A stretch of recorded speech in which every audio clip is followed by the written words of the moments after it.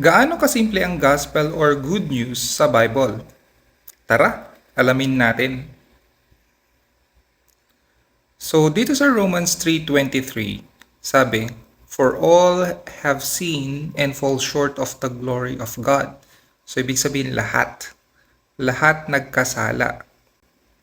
Sabi dito, sin is a transgression or breaking God's law. So, tayo, na-break natin yung law ni God. Sabi dito sa Ecclesiastes 7:20, "For there is none a just man on earth who does good and does not sin." So ayan, lahat nagkasala kahit na yung pinakamabait na tao dito sa buong mundo. Sabi, "There's none good, none righteous, lahat nagkasala, and all are guilty before God." Kasi nagkasala nga tayo, di ba? Pero sabi ng mga iba, yung kasalanan ko konti lang, maliit lang, hindi naman yung karumal-dumal. Sabi dito sa James 2 verse 10, "For whoever shall keep the whole law and yet stumble in one point, he is guilty of all." Nagets nyo?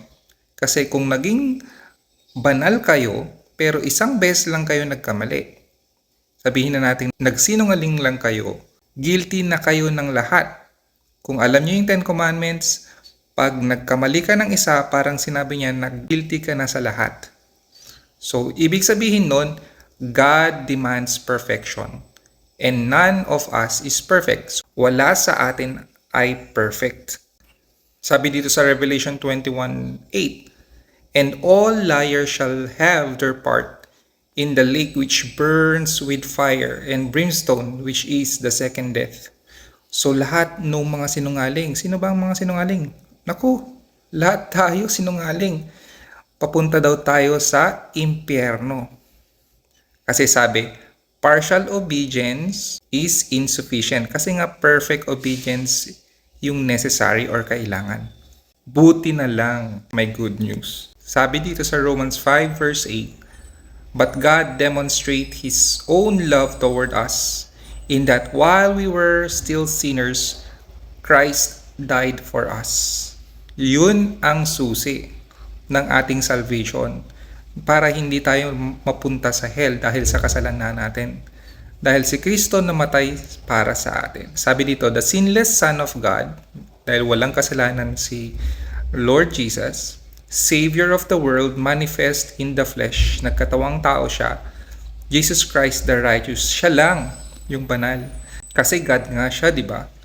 Namatay siya, died for our sins, para sa kasalanan natin, was buried and rose again the third day. Yun ang importante. Kasi natalo niya yung kamatayan. At ngayon, dahil meron siyang resurrection power, at nag-resurrect siya and nag-ascend siya, pwede niyang ibigay yun bilang regalo sa lahat ng tao na maniwala sa Kanya at manampalataya. Mag-trust sa Kanyang ginawa para sa kanila. So sabi dito sa Hebrews 2:9, that He, by the grace of God, might taste death for everyone. Lahat ng tao na bayaran niya lahat ng kasalanan nila.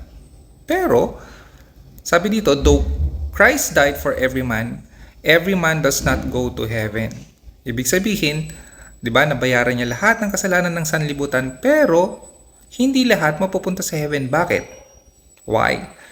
There is something we must do in response to what He has done. Meron tayong isang simpleng dapat na gawin para makuha yun or matanggap yung kanyang salvation. So ano yun? Yung question na yun ay na-put forth dito sa Acts 16:30-31. Sabi dito, "And He brought them out and said," yun yung Philippian jailer. So, nilabas niya sina Paul saka si Silas. Tapos, tinanong niya, "Sirs, what must I do to be saved?" So, sabi ni Silas saka ni Paul, so they said, "Believe on the Lord Jesus Christ and you will be saved, you and your household." Isa lang na kondisyon ang dapat na kailangan para ma-save tayo. Believe on the Lord Jesus Christ. Ngayon, notice natin, may sinabi ba dito na kailangan mong magpabaptize? Wala, di ba? Na mag-turn away ka from all your sins? Kumbaga, talikuran mo lahat ng mga kasalanan mo? Wala, di ba? Church attendance? Wala. Praying a prayer, doing good works, giving tithes, giving money to the poor? Wala, di ba? Isa lang kasi yung condition ni Lord Jesus Christ. Ganun kadali. Kasi sabi ni Lord, will niya na lahat masave. So kaya simple lang yung gospel na ginawa niya para masave ang lahat ng tao. Pero sana lahat ng tao maintindihan to. Sabi dito sa Ephesians 2:8, for by grace, grasya, which is natanggap mo pero hindi mo karapat dapat na matanggap, you have been saved. So sa grace lang tayo na saved through faith. Diba? Dahil sa pananampalataya mo, believe, trust, and that not of yourselves. Wala sa sarili mo, it is the gift of God. Regalo lang siya. Ngayon, ito ang pagkakamali ng tao kasi regalo lang ang salvation. So sabi dito, salvation is God's gift to give, not our rewards to earn. Hindi something na pagtatapuhan natin para makamit natin yung salvation. Hindi. Bayad na yun. Regalo lang yun ng Diyos. Bayad niya na sa cross yun. Kasi ang salvation is forgiveness of sins.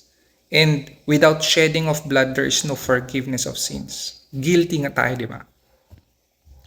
Not of works, sa next verse, sabi, lest anyone should boast. Dahil kung meron kang katiting na sinasabing kabanalan or good works para mapunta sa heaven, meron kang ipagmamayabang or boasting. Yan. Pride. May pride ka. Hindi pwede kay Lord yun. Hindi siya mag-glorify. Gusto niya siya yung mag-glorify. Ngayon, question. Are you trusting in yourself or in Jesus Christ and His finished work? Isipin mo yun. Huwag mong i-combine. Isa lang, sabi niya, believe on the Lord Jesus Christ lang. Ngayon, sabi dito sa John 3:18, he who believes in Him is not condemned. Now, i-define natin yung condemn. Condemn means nasentensyahan ka na, guilty ka na sa mga kasalanan mo. Hindi lang yun. Sabi, nasentensyahan ka na ng kamatayan, which is yung hell, di ba?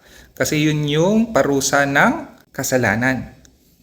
So, he who believes in Him, hindi ka nasentensya at hindi ka mapapatawan ng kamatayan or hell, yung penalty of sin.